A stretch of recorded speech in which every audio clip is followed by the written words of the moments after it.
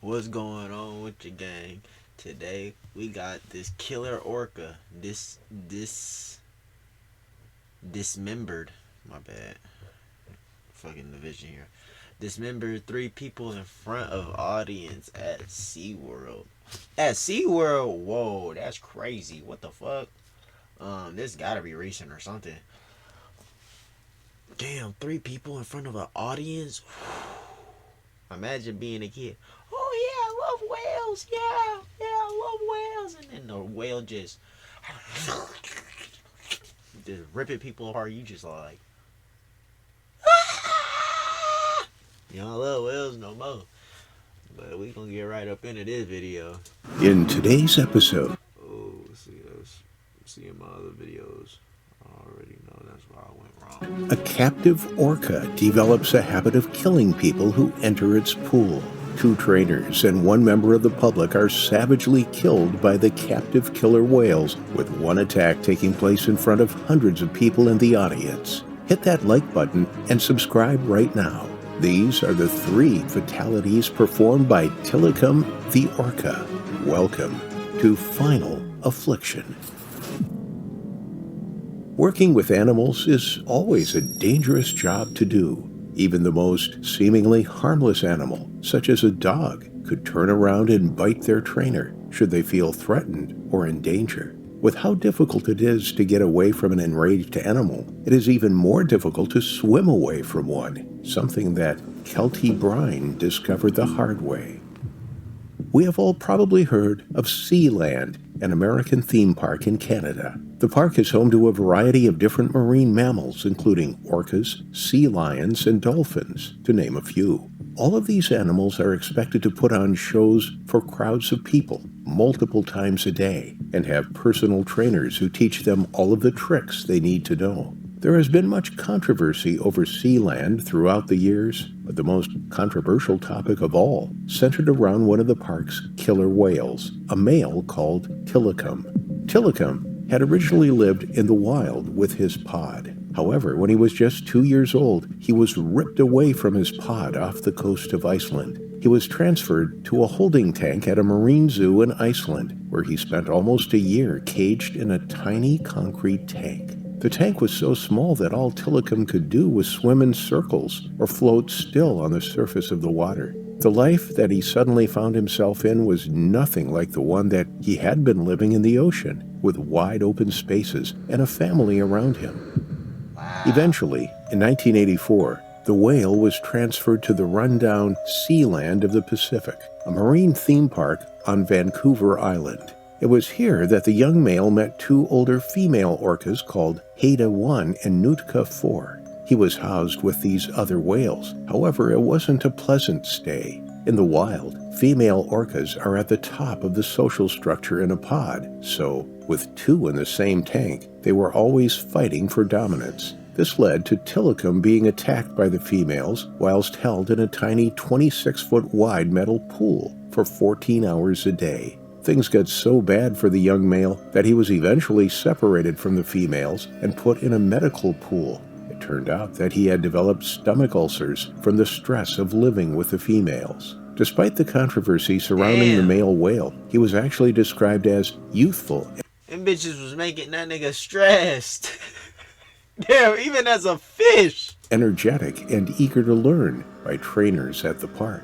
One man who worked at the park in the 80s, a biologist called Eric Walters, said that Tilikum was the trainer's favorite. He was the one they all really liked to work with. But that didn't mean much to the whales themselves. Due to behavioral issues with the female orcas, a head trainer from Seaworld was brought in to help make improvements to the aquarium. The man, Bruce Stevens, is said to have given each trainer a handbook, which warned, if you fail to provide your animals with the excitement they need, you may be certain they will create the excitement themselves.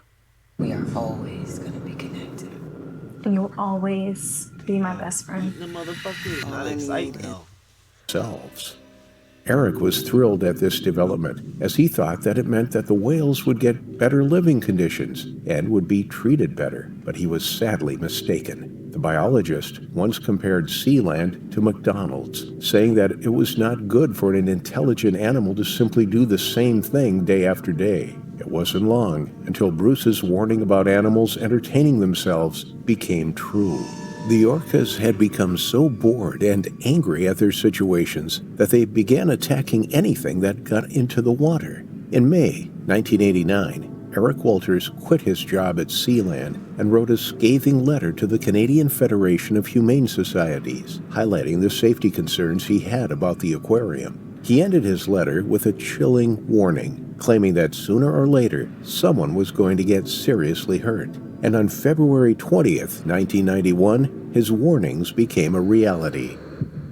It had started off as a relatively normal day at the theme park. Visitors were enjoying seeing all of the different kinds of animals that the park had to offer, and trainers were busy putting on shows with the animals. One of these trainers was a young 20-year-old woman called Keltie Byrne. At the time, she was studying biology at her local university and acted as a part-time trainer. She loved the animals at the park and enjoyed teaching them new tricks to impress the guests. On this particular day in February, Keltie had been training with Tilikum and the female whales. She had finished her shift and was getting ready to leave the poolside when, as she walked along the edge of the water, she slipped over. This simple fall would then lead to one of the most traumatic experiences anyone could have witnessed at the park. As she slipped over, one of Keltie's feet fell into the Orca pool. The young trainer had just finished up with a show, so the aquarium was still packed with visitors, all of which then witnessed Tilikum grab the woman's foot and drag her into the pool. Seeing the incident, the other trainers at the poolside immediately rushed to try and help Keltie. They all knew what Tilikum and the females were like, and they couldn't help but feel like something terrible was going to happen. And they were right. Guests watched in horror as Tilikum dragged Keltie around the pool, whilst the other whales, Haida and Nootka, worked together to keep the other trainers from helping the woman escape. Throughout all of this, Keltie constantly screamed for help. She exclaimed that she didn't want to die, and thrashed with all of her might to try and escape from Tilikum's hold on her. However, each time she managed to get away from the whale, all three of the orcas would work together to pull her back again. Terrified, Keltie could do nothing but scream as she was dragged around the pool. Whilst it was a senseless and horrific attack to everyone witnessing the event, it was simply a play session to the whales. The other trainers tried their hardest to get to the panicking woman. They threw a life ring into the water for her to grab so that they could pull her back. They threw a life ring in there so they could pull her back, but she is in this motherfucker's jaws. If she wanted to motherfucking grab onto something and be holstered back, wouldn't you think she would want to? She would have done that, right? To the side of the pool. They even tried scaring and tempting the orcas away from Keltie by throwing fish at them and banging on buckets, but nothing worked. In one moment, Keltie emerged from the water in Tilikum's jaws, screaming for help, and in the next, she was silent. The impact of being dragged around in the water by a 22.5-foot-long, 12,500-pound whale had taken its toll on her. The fact that Tilikum was the largest orca in captivity had not helped her chances of escaping her fate. Even though Keltie had drowned, it still took another 2 hours for the trainers to get the orcas to release the young woman's body. By that time, the whales had stripped and bit Keltie multiple times. At the time, Sealand's manager claimed the attack was unexpected and simply a tragic accident. However, the director of Orca Lab, Paul Spong, believed that it was inevitable due to how the animals had been treated. He stated that by keeping the whales in a small steel tank, they had suffered from an extreme level of sensory deprivation. This, in turn, effectively led to the animals becoming psychotic. After the attack, Sealand was closed, but this wasn't the end of the attacks. Tilikum was sold to Seaworld in Orlando. During this time, the documentary Blackfin was being made. Trainers told the documentary that they were unaware of the whale's past, something which led to another tragedy. On the morning of July 6, 1999, Seaworld trainer Michael Dougherty glanced in the underwater viewing area by his office and saw Tilikum looking back with 2 human feet hanging down his side. The victim was a man called Daniel Dukes, who had evaded security to stay at the park overnight. It seemed he wanted to take a moonlight swim with Tilikum, unaware that the orca had no intention of being friendly. Once the body was recovered, it was easy to see that he was covered in cuts and had puncture wounds to his head, body, and left leg. Shockingly, this attack still didn't stop SeaWorld from using Tilikum in their shows, which inevitably led to the death of one of the park's most experienced trainers, Dawn Brancheau. The attack happened in 2010 at the Dine with Shamu show. Dawn was hosting a petting session when Tilikum grabbed her long ponytail in his mouth and dragged her into the pool. Dawn tried to pull her hair free, but she was no match for Tilikum's massive size. Her colleagues immediately initiated their emergency procedures, slapping the water in a signal to Tilikum to stop.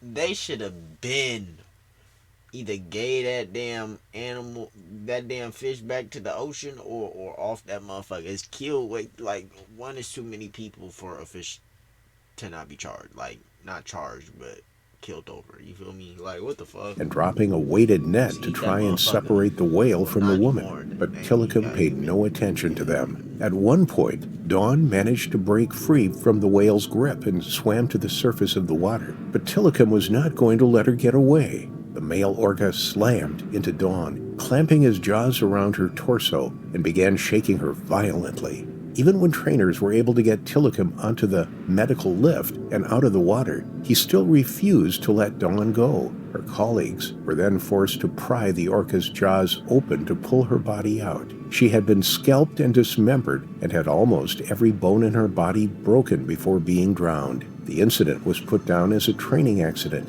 but others have speculated that Tilikum knew exactly what he was doing. Amazingly, Tilikum was kept at SeaWorld even after taking the lives of 3 people, where he continued to perform until 2017, when he passed away from a bacterial infection at age 35. While SeaWorld did face public backlash and a decline in attendance after the death of trainer Dawn Brancheau, it was not shut down entirely. Instead, the company announced several changes in its approach, including phasing out its breeding program for killer whales and transitioning to more educational and conservation-focused exhibits. Despite these changes, SeaWorld still performs with killer whales to this very day, leaving many people to believe it's only a matter of time before another whale attacks and brings another trainer to their terrifying final affliction. Hey man, if you made it this far, like, comment, share, and hit that sub button. Yeah, we're gonna need that over here. We're gonna need that, and stay out the water with them motherfucking fish. Them motherfuckers is dangerous. Them is dangerous. What the fuck?